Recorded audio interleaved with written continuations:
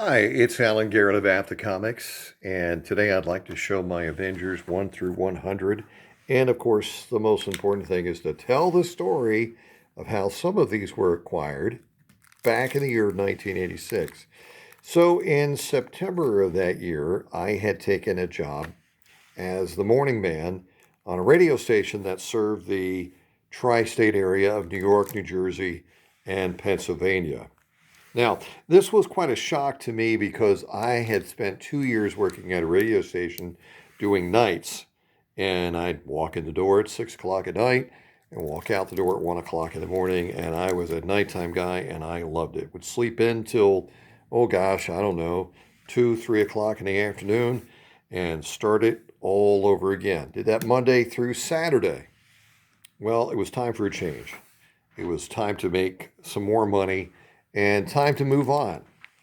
And I did so by working at a radio station in the northwestern New Jersey area, serving the Pocono Mountains and the bottom state of New York, the part of New York that I had served. Weak signal going into there, but a very strong signal in the Poconos and in north and central Jersey. Anyway, the shock of this was doing mornings, I assumed meant being there at 6 o'clock. No, not at all. I had to be there at 4:15 to meet with the news director and go on the air at 4:30 and do that show until 10, become assistant program director until about 12 or 12:30 in the afternoon, and then that was it. That meant I had to get up at about 3 o'clock in the morning. And that was very, very difficult for me. But I did it, didn't like it. Really difficult to make friends, especially when you got to go to bed at 7 o'clock at night. But I did it. But I did take solace in this. On Saturdays, my schedule was a little different. On Saturdays, by the way, there's that nice little date stamp. I overlooked another date stamp, but we'll just say Cougar Comics, because he likes the date stamps as well. The great thing was on Saturdays, I would be off at 10 o'clock in the morning, and the rest of the day was mine. And of course, I was off on Sundays. This meant one thing. Well, my girlfriend, who's now my wife, was a graduate student at the University of Maryland, which was great because I would go see her once a month, and usually we'd spend part of the time looking for comics. God bless her. Why is she still married? One of those great wives. Wonderful woman. Best friend. Anyway, when I was alone in the New Jersey, Pennsylvania area, I got really good at finding where the great comic book stores were. When the shows were, comic shows, didn't really go to any conventions, so to speak. Shows were a whole lot more common at that time. And I would travel all around central Jersey and northern New Jersey, and even going into New York, knowing where some of the stores were and where some of the Sunday shows and Saturday shows. I've described the Wayne show before. That was also a great show to be a part of. But I found this one dealer at a convention, or again a show, in Morristown, New Jersey. George Washington's headquarters. Peter Dinklage from Game of Thrones, his origin town, or his hometown, I should say. And in Morristown, there were several dealers that just dealt in Silver Age books and 50s and 60s books. At this time in my collecting life, I was going after Silver Age books, specifically X-Men, Avengers, Fantastic Four, Spider-Man, Tales of Suspense, Tales to Astonish, Strange Tales, Journey into Mystery, Sergeant Fury, Daredevil, all of the Silver Age marbles. And I was trying to complete those. They really weren't that expensive. But there was a dealer there, and his name was Alan Levine. And Alan had been a long-time dealer, would advertise in the Buyer's Guide and in the Overstreet Price Guide back in the early part of the 70s. And he had two tables, and one table he would have books that were $1 a piece. These books would be anywhere from low grade to a VG. After that, the books were fine or better. They were $2. The lower grade books were $1, Like this, for example, was considered a higher grade, and it is. This was a $2 book. This would have been considered a $1 book just because of some of the creasing on the spine. $2 book.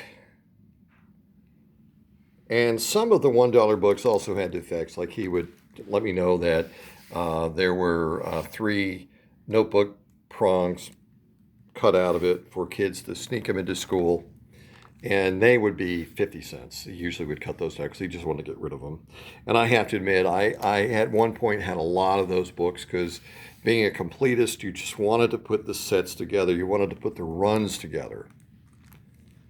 So anyway, I got to know him after a few shows. Super nice guy, much older than me, as most everybody was at the time, by 25 years or so.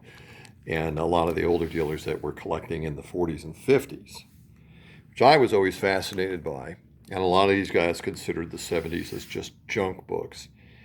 This was one of the $2 books.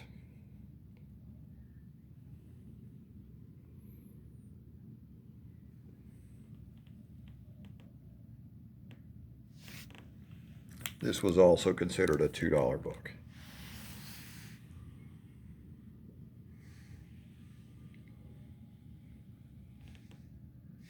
So anyway, I bought a lot of books from him over the next year. I was in that position for 1 year before I moved away. And they would usually have a convention in the Morristown area about every month or two. That, and also I began a friendship with a guy that owned a comic book store in Andover, New Jersey by the name of Dreamers Comics. And he was also a guy that would do shows all the time, and he had a boatload of books. A lot of them $1, $2, and $3 books, Silver Age books. 70s books, again, were considered junk books. And I remember I was trying to go after the 100-page giants. Now, all those great Marvel books. Oops. Whoopsie. Wait a minute. Did I just mix that up? Yeah, I did. Okay. Sorry about that. But Alan Levine was a great guy. Really great guy. And I understand he passed away, I believe, at the age of 79 back in 2015. So some of the great dealers that I bought from back in the 70s and 80s are no longer with us. Of course, they were collectors of books back in the 40s.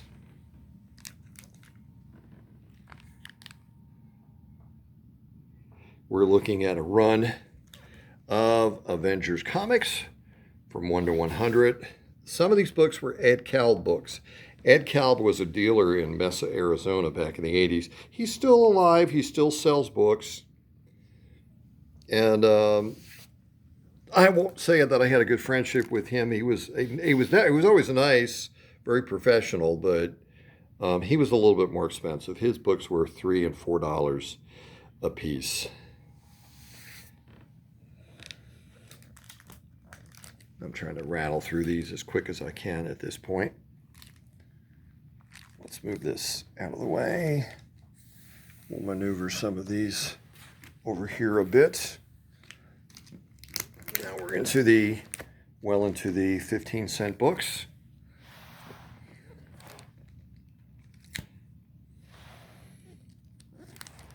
Anyway, I stayed in that area for about a year, and then I moved to North Carolina. But a lot of the books that were in my possession then are still in my possession now. There was one time back in 1983 that I actually thought about selling my entire collection. And I was a struggling actor, and I looked toward my books, and I thought, do I sell them? And I went to a dealer with a list just to get a price. And the price he gave me was a nickel a book. And some of these books I had already had. And I had early runs of Fantastic Four and Spider-Man by 1983. And a nickel a book. He said it didn't matter what it was, because his theory was that Marvel Comics would not be in existence in a year. DC Comics would last longer, but their fate would be within 2 or 3 years, and within 4 years, people would be using comic books to light fires. That was in 1983. Oh, this is the first book I bought off the stands. From this point on, off the stands. Good old Harlan Ellison. I didn't take his offer, of course. I ended up leaving his shop, buying some of his books. Some of these are second copies. The single issues are mine off the stands. All right, as we get closer and closer to finishing this video, you'll get to see one of those strange sides of me, and that includes being a